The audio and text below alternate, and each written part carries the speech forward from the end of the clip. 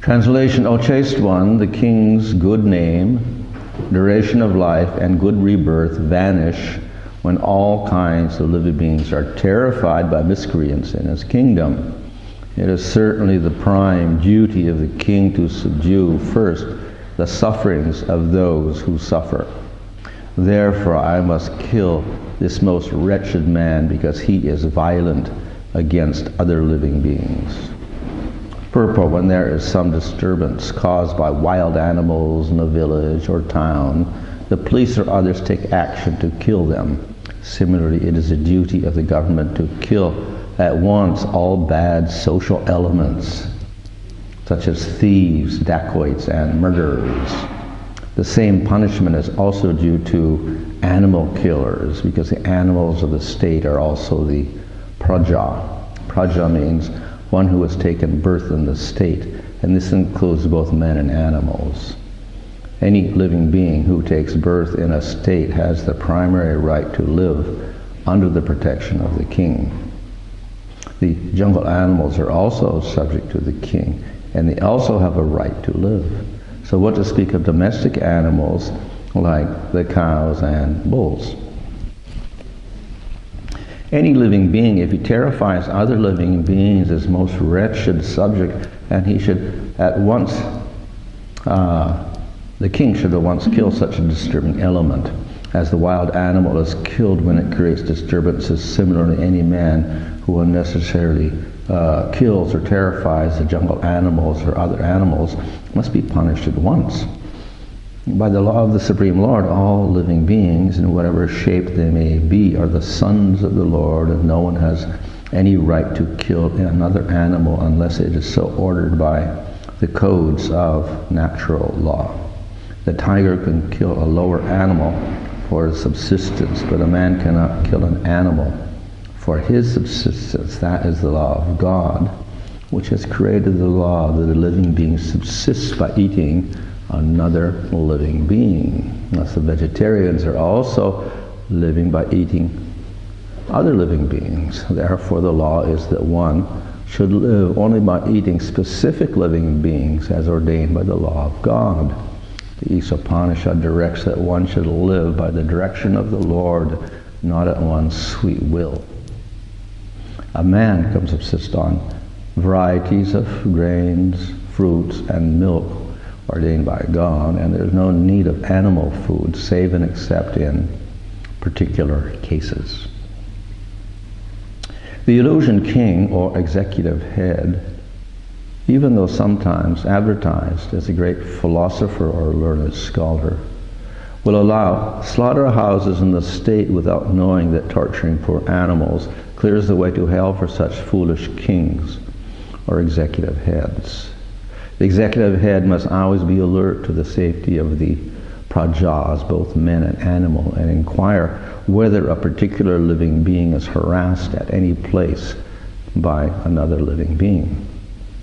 The harassing living beings must at once be caught and put to death, as shown by Maharaj Parikshit.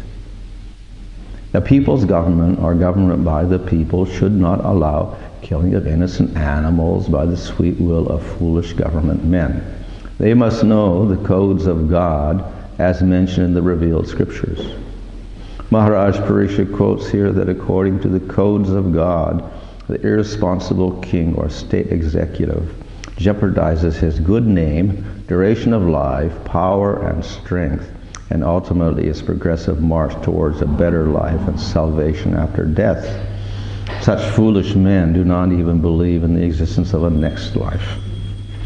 While commenting on this particular verse, we have in our presence the statement of a great modern politician who has recently died and left his will, which discloses his poor fund of knowledge of the codes of God mentioned by Maharaj Parikshit.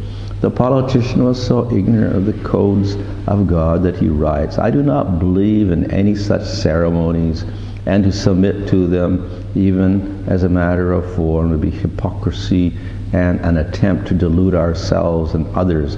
I have no religious sentiment in the matter." Contrasting these statements of a great politician in the modern age with those of Maharaj Parikshit, we find a vast difference. Maharaj Parikshit was pious according to the scriptural codes, whereas the modern politician goes by his personal belief and sentiments.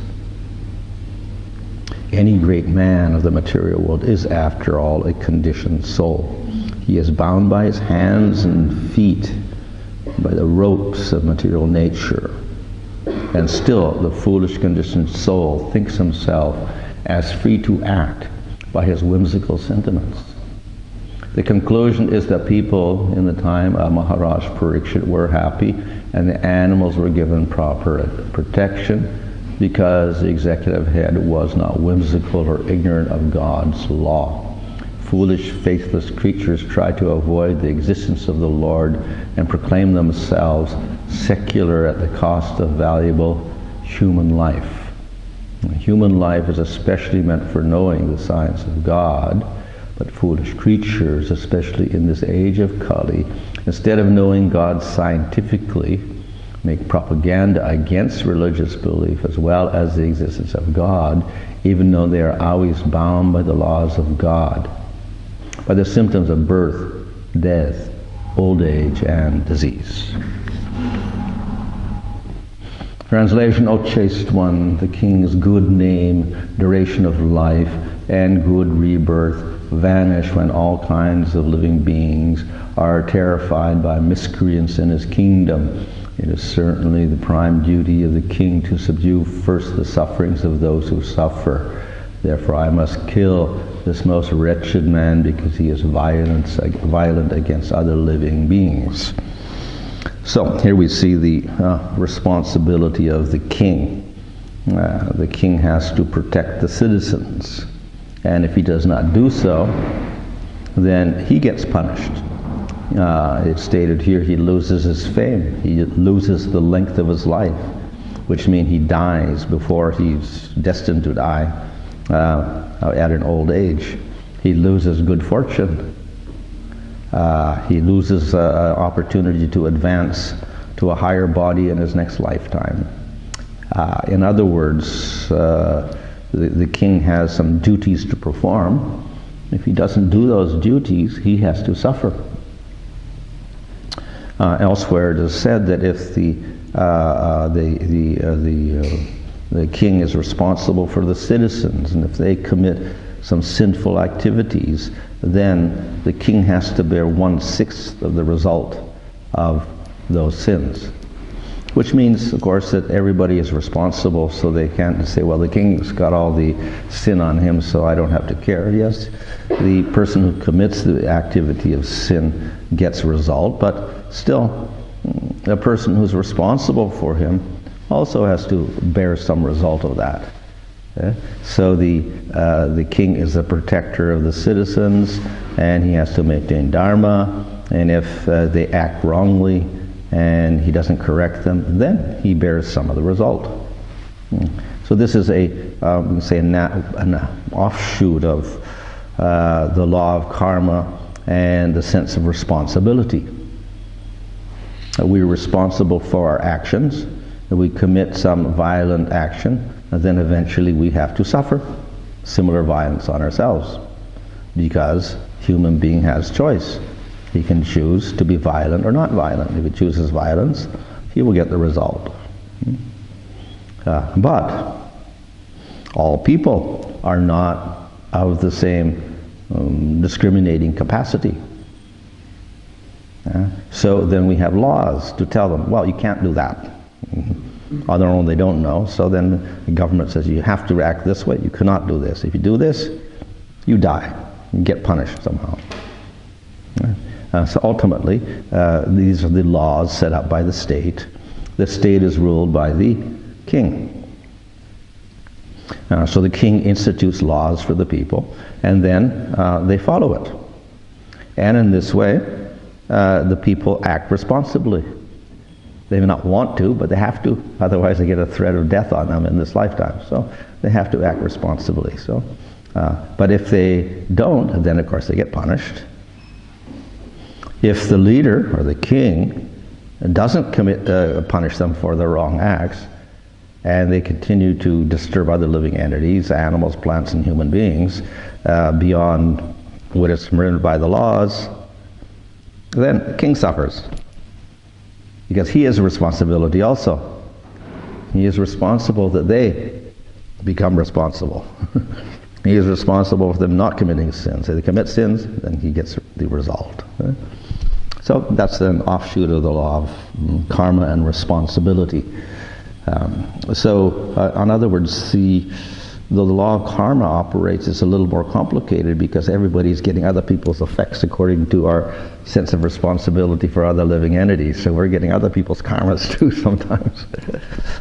So therefore in Hare Bhakti-Vilas is quoting from one Purana that says that the king, of course, is responsible not only for decisions for his ministers.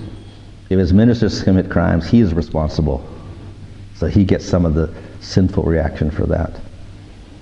If the teacher, the Purohit, has disciples, students, and they commit a bad act, Purohit, priest, is responsible for them. He gets some of the result. Husband is responsible for his wife. The wife commits some sin. Husband gets the responsibility for that. He accepts some of the punishment. And the guru, he accepts disciples. And the disciples commit sinful activities. And the guru has to get some of the sin. So that is why Prabhupada said, well, I'm sick because of my disciples. He's getting some of the result of his disciples doing sinful activities. So the guru takes responsibility for the disciples, the good conduct, follow principles, follow his instructions, follow scripture, etc. And they don't do so, and they commit sinful activities. Who's responsible? Of course, they get some result, but Guru is also responsible. He has taken the responsibility for them, and he should enforce, like the king.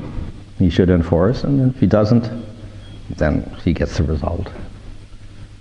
So it's not just somehow we think that the special quality is you get initiated and suddenly you're all free of sin, but it's not like that. He takes responsibility for the sins that you commit after he takes that responsibility. And therefore, one should also think very carefully before he commits sins, because he's spreading that to his guru as well. So it's just a natural law, and it's not just particularly for a guru, it's for the husband, or it's for the king, it's for the purohit, the priest, or whatever. Anybody who's in a responsible position is responsible for those under him. And if they do the wrong activity, he has to share the result. So this puts a responsibility on all members of society to follow properly.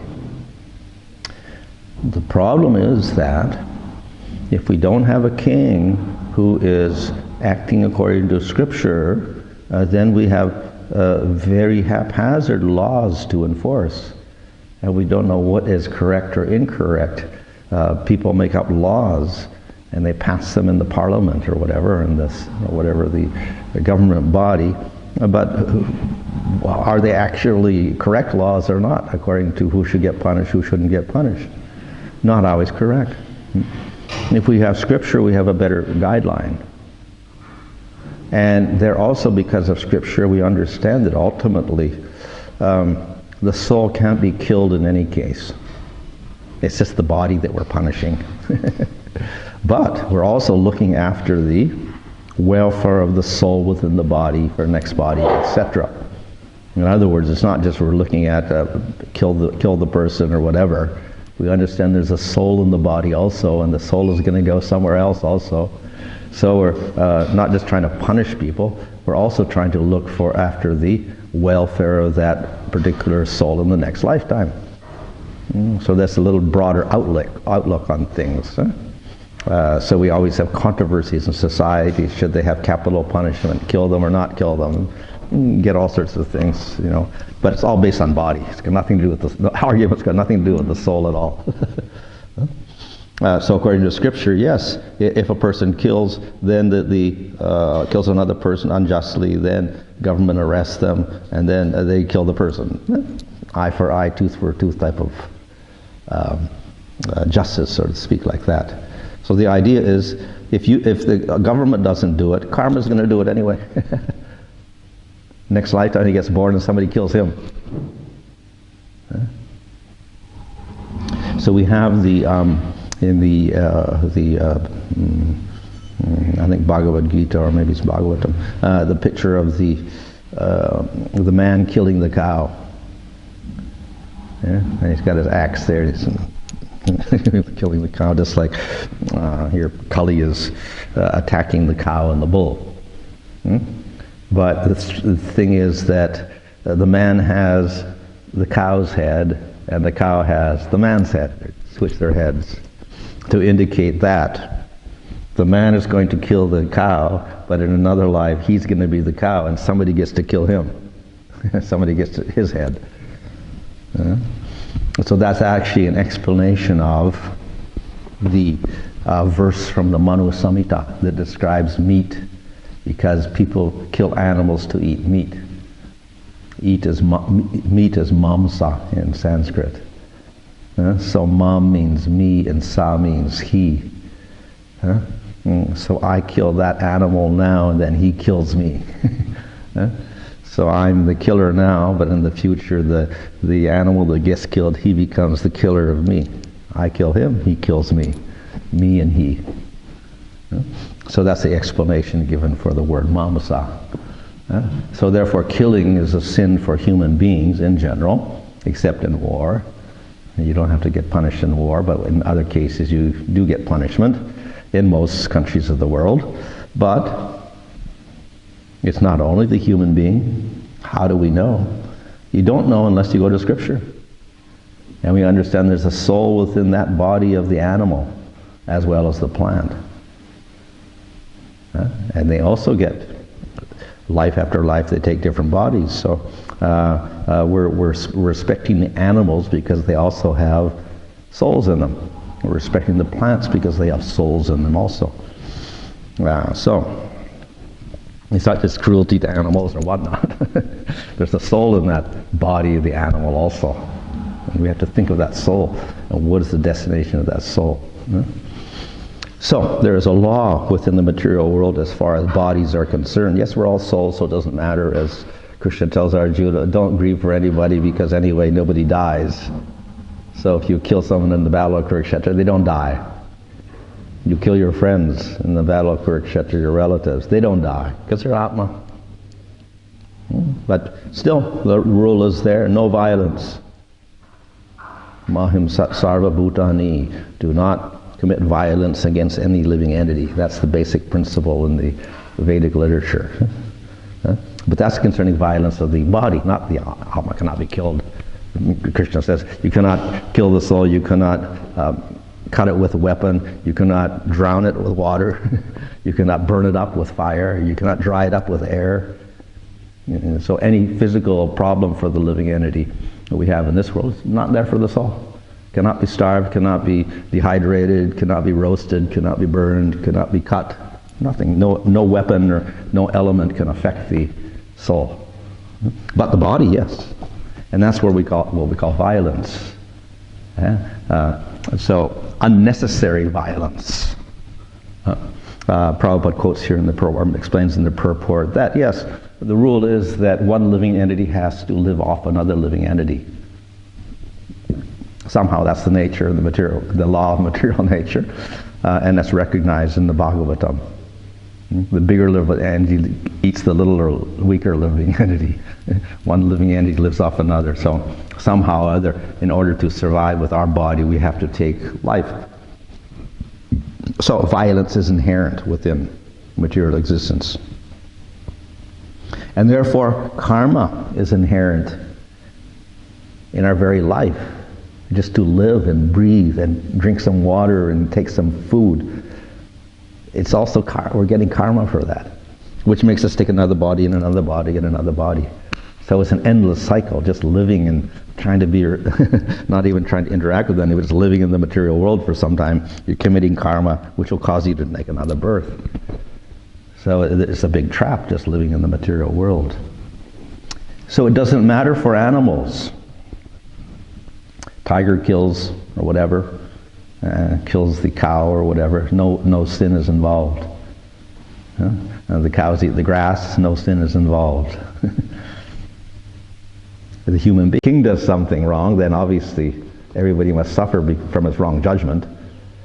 If he commits a sinful activity, the citizens don't have to suffer for that in the normal sense of karma.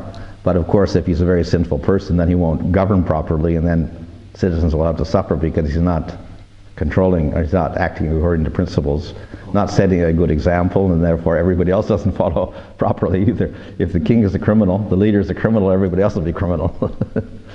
So in that sense, everybody suffers. It's not that they get transfer of karma that way. But if the citizens do it, then the king does get the karma aspect. It goes upward, but not downward. And how is it that just by simply touching someone's feet, you're supposed to get karma? I mean, how does the karma transfer? I've heard another way that someone walks barefoot, he picks up all the karma from other people.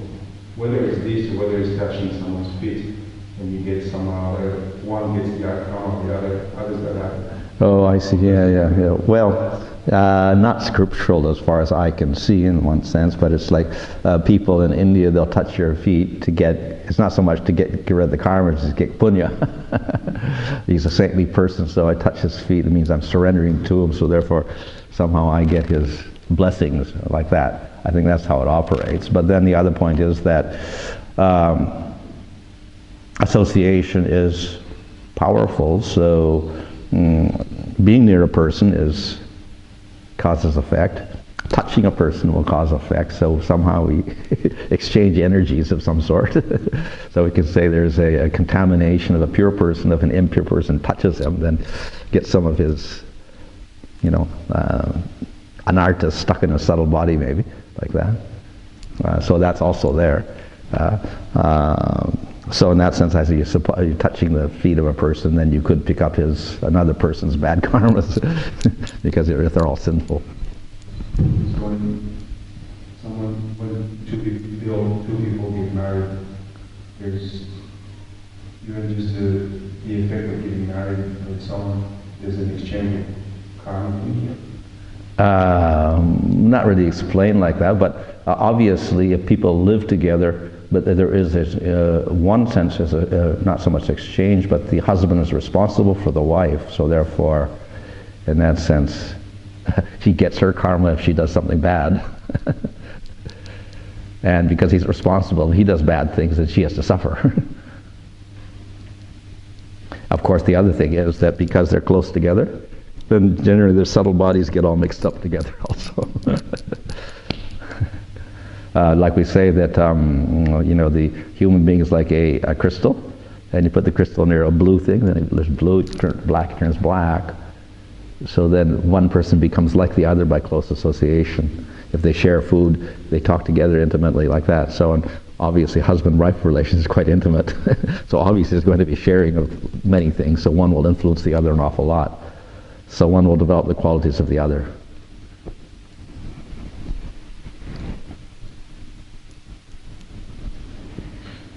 So if one is sinful, they can both become sinful.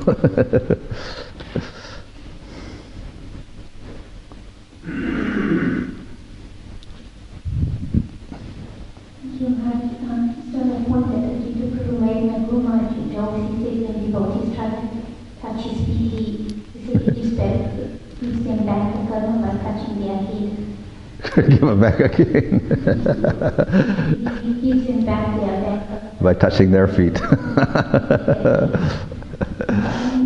question is, you talked about if the leaders, if they don't take action when someone is being harmed or harassed, but in the modern times right now, we also understand the Vaishnava quality that even those who are doing something bad, they also need compassion and to be brought back on the right path. So sometimes it's not exactly externally, for example, if someone is being harassed by someone, then it could be emotional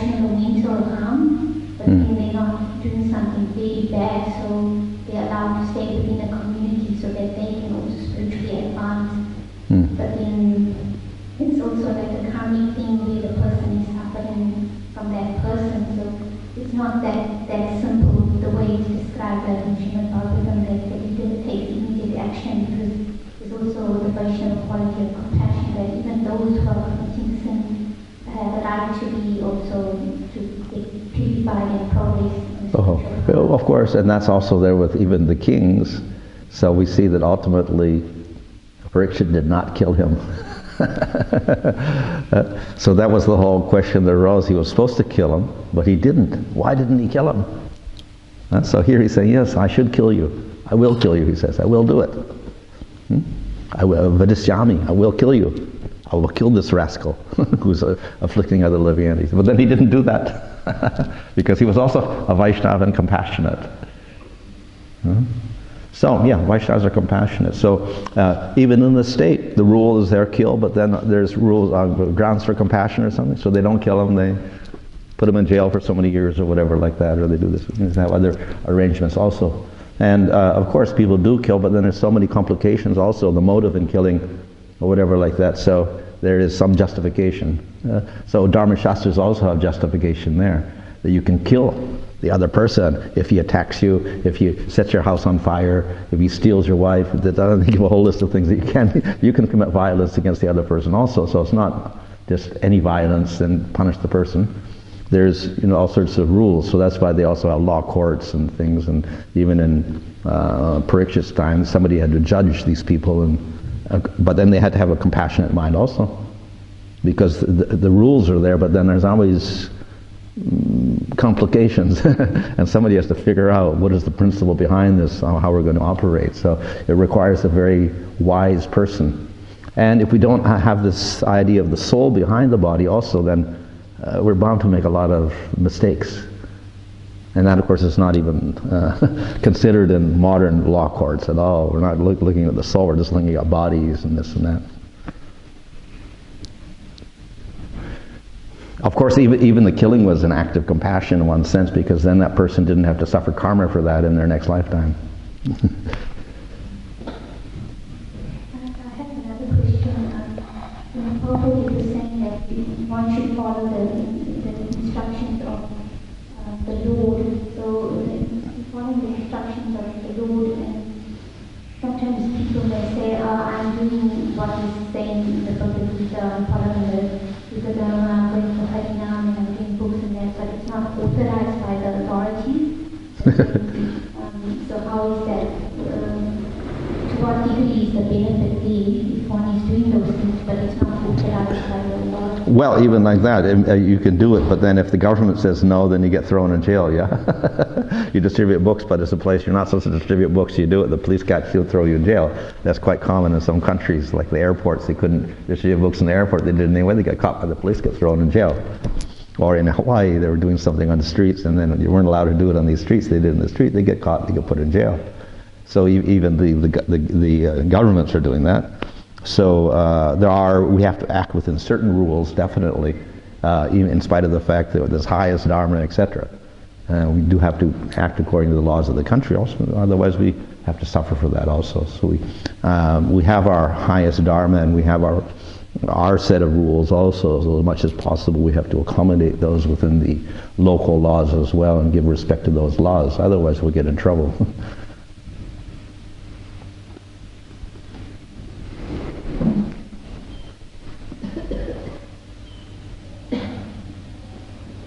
Just a point of information on Ajita Guru's once before. There's a conversation between Prabhupada. Touching the feet one? Yeah.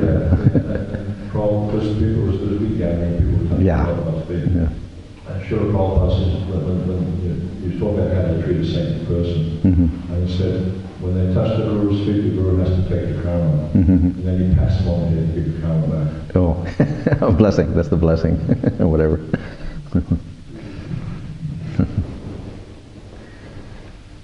Well, in the report Prabhupada was people act whimsically.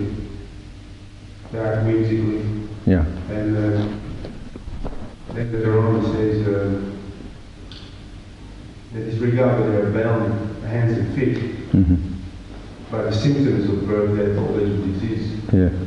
So the question is, does it basically mean that you just disregard the fact that there's birth, death, old age, and disease only, and you can do whatever you like? Or does it mean that whimsically means you can do anything in your life as long as you take in consideration that you're bound by birth, death, old age, and disease, which means the occupation can be, you do anything you like in life as long as you remember that those four things, they bound you. Or does whimsical mean that you have to just focus on those four things, and then you have to do a specific duty as well? Yeah, well, whimsical, of course, means ultimately that we're just doing whatever we want. And you can do that, and you can say, yes, I'm going to die, yes, I'm going to get sick, but you may not even be aware of what happens next lifetime, because you're not aware of karma, you're not aware of a next life at all. So, in other words, whimsical means we're ignorant. And everybody in the modern world is kind of an ignorant because they don't accept scriptures at all. So that's the problem. Probably was talking about this political leader who said, I don't believe in anything religious or whatever. So it's, if we don't do that, we don't have the scriptural laws there and the scriptural ideas of next life, Atma, body, karma, etc. Even if we understand, okay, I'm born and I die and I get sick and whatever like that in this lifetime, that's not enough because it's an obvious fact anyway. But our next lifetimes, birth, death, old age, and disease are going to be much worse if we do bad activities now. And even in this lifetime, our sickness and death are going to be much worse depending on our activities also, the type of activities we do. So, but people don't realize that. So. Whimsical, I guess, is irresponsible. We don't really care about how we act. Follow the laws of the country as much as possible so they don't throw us in jail or fine us, but do anything they want. In other words, we can enjoy also as much as we want as long as it's within the laws of the country. But that's not necessarily dharmic, and it's not going to you can't avoid suffering that way also. Okay? Hare Krishna.